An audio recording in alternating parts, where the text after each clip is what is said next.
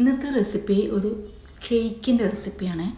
നമ്മുടെ 1 teaspoon coffee പൗഡറും പിന്നെ നമ്മുടെ ഈന്തപ്പഴവും വെച്ചിട്ടുള്ള ഒരു കേക്കിൻ്റെ റെസിപ്പിയാണ്. സിമ്പിൾ റെസിപ്പിയാണ്. അപ്പോൾ ന്യൂ ഇയറും ക്രിസ്മസും ഒക്കെ അല്ലേ വരുന്നത്. അപ്പോൾ നമുക്ക് ന്യൂ ഇയറിനൊക്കെ ഇങ്ങനത്തെ ഒരു കേക്ക് ഉണ്ടാക്കിയിട്ട് കഴിക്കാവുന്നതാണ്. അപ്പോൾ നമുക്ക് ഈ കേക്ക് എങ്ങനെയാണ് ഇത്ര സിമ്പിളായിട്ട് ഉണ്ടാക്കിയെടുക്കുന്നതെന്ന് നോക്കാം. ഒരുപാട് പണിയൊന്നുമില്ല കേട്ടോ, പെട്ടെന്ന് തന്നെ ഉണ്ടാക്കിയെടുക്കാം. വീഡിയോസ് മുഴുവനായിട്ട് കാണുക, ലൈക്ക് ചെയ്യുക, ഷെയർ ചെയ്യുക, ചാനലൊന്ന് സപ്പോർട്ട് ചെയ്യുക കേട്ടോ.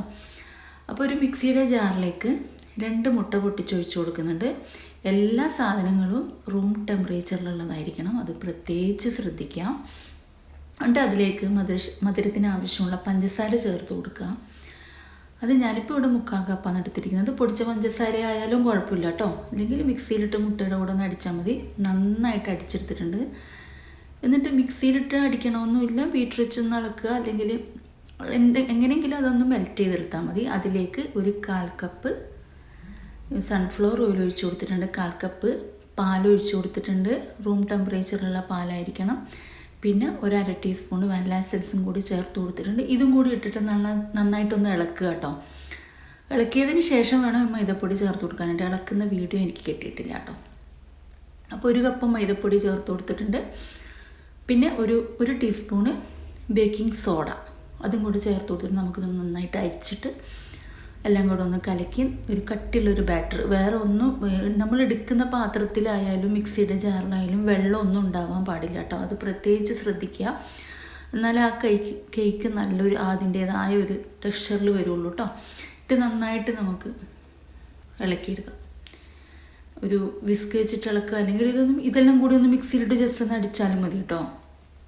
എന്നിട്ട് നന്നായിട്ടൊന്നും കട്ടകളില്ലാതെ ഇളക്കിയെടുക്കുക കേട്ടോ.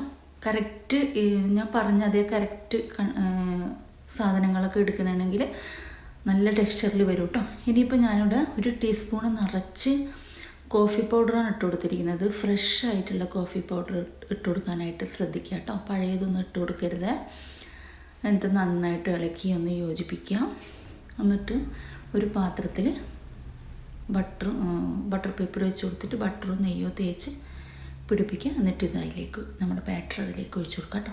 എന്നിട്ട് നിങ്ങൾക്ക് ആവശ്യമുള്ള ഡ്രൈ ഫ്രൂട്ട്സ് ചേർത്ത് കൊടുക്കാം. ഞാനിപ്പോൾ ഇവിടെ ഈന്തപ്പഴമാണ് ചെറിയ കുഞ്ഞു പീസസാക്കിയിട്ട് കുരു കളഞ്ഞിട്ട് അരിഞ്ഞെടുത്തിട്ട് ഇട്ട് കൊടുത്തിട്ടുണ്ട്. എന്നിട്ട് ഇതൊരു പ്രീ ഹീറ്റ് ചെയ്യാനായിട്ട് നമ്മളിപ്പോൾ ഓവൻ സെറ്റപ്പ് വേണമല്ലോ. ഓവൺ ഇല്ലാത്ത ആൾക്കാർ എന്ത് ചെയ്യും, അപ്പം നമ്മളൊരു പാത്രം അടുപ്പിലേക്ക് വെച്ചിട്ട് ഒരു 5 മിനിറ്റ് പ്രീ ഹീറ്റ് ചെയ്തിട്ടുണ്ട്. കൈയൊക്കെ പൊള്ളാതെ നോക്കുക. നന്നായിട്ട് ചൂടായിട്ടുണ്ട് കേട്ടോ. എന്നിട്ട് അതിൻ്റെ ഉള്ളിലേക്ക് ഒരു റിങ് ആദ്യമേ ഇറക്കി വെച്ചിട്ടാണ് ഇത് പ്രീ ഹീറ്റ് ചെയ്തിരിക്കുന്നത്. എന്നിട്ട് നമുക്കൊന്ന് തീയൊന്ന് മീഡിയത്തിലേക്ക് വെക്കുക. മീഡിയത്തിലേക്ക് വെച്ചിട്ട് ഞാൻ അടിയിലൊരു സ്റ്റീലിൻ്റെ പ്ലേറ്റ് വെച്ച് കൊടുക്കുന്നുണ്ട്. ഇത് സാധാരണ ഞാൻ കേക്ക് ഉണ്ടാക്കുന്ന ഒരു പാത്രം ആയതുകൊണ്ടാണ് കേട്ടോ പ്ലേറ്റിൻ്റെ കളറൊക്കെ അങ്ങനെ ഇരിക്കുന്നത്. എന്നിട്ടൊരു 5 മിനിറ്റ് മീഡിയം ഫ്ലെയിമിൽ വെക്കുക. 5 മിനിറ്റ് കഴിഞ്ഞതിന് ശേഷം ഒരു 40 മിനിറ്റ് ഏറ്റവും സിമ്മിൽ വെച്ചിട്ട് നമ്മുടെ കേക്ക് റെഡിയാക്കി എടുക്കാം കേട്ടോ. എന്നിട്ടൊന്ന് ടൂത്ത് പിക്ക് കൊണ്ട് ജസ്റ്റ് ഒന്ന് കുത്തി നോക്കാം.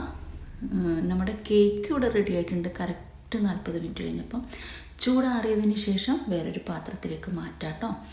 ഇത്തിരി ഒന്ന് ചൂടാറുന്നതിൽ വെയിറ്റ് ചെയ്യാം. എനിക്ക് സമയമില്ലാത്തതുകൊണ്ട് ഒരു മീഡിയം ഇത്തിരി ചൂട് ഇതിലുണ്ട് കേട്ടോ. ഇത് നമുക്ക് ബട്ടർ പേപ്പറൊക്കെ അടത്തി മാറ്റിയിട്ട് പ്ലേറ്റിലേക്ക് വെച്ച് കൊടുത്തിട്ടുണ്ട്.